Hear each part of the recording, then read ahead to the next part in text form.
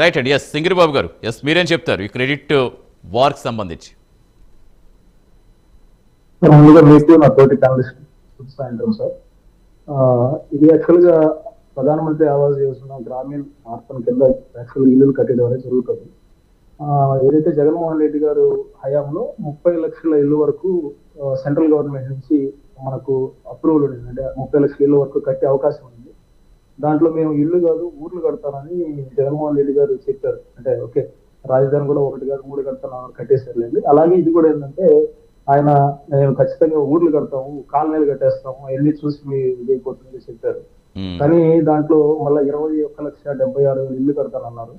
మళ్ళీ దాంట్లో 5 లక్షలు కంప్లీట్ అయిపోయినాయని ఆయన దిగిపేటోడు చెప్పారు.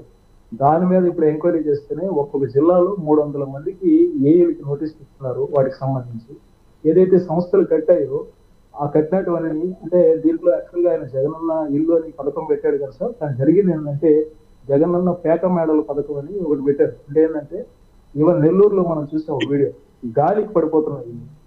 ఇంకోటి ఏంటంటే యాక్చువల్ గా ఎండాకాలంలో ప్రజలందరూ చాలా ఇబ్బంది పడుతున్నారు వేడికని జగనన్న కాలనీ తీసుకుని నదుల్లో కట్టారు. చూసాం మనందరం మోకాళ్ళు నీళ్ళల్లో. అప్పుడు వీడియోస్ అన్ని ఉన్నాయి. ఇప్పుడు కూడా ఇల్లు అక్కడే ఉన్నాయి, అందుకేం పోలేదు.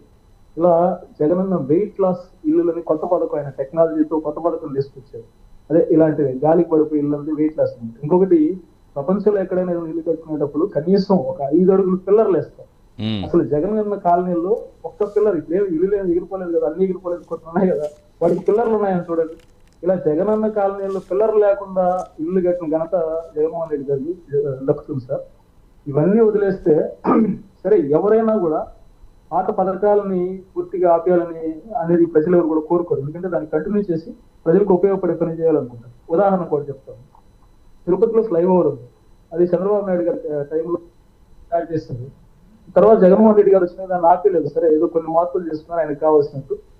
సరే, ఏదైతే పెంచుకున్నారు కంప్లీట్ చేశారు. నేనేమంటానంటే సరే, అట్లీస్ట్ ఏదో ఒకటి ఒక పథకాన్ని కంటిన్యూ చేసి ప్రజలకు ఉపయోగపడే విధంగా చేయడం అనేది మంచిదే కదా. దీనిలో క్రెడిట్ కొట్టేయడమే ఉంది.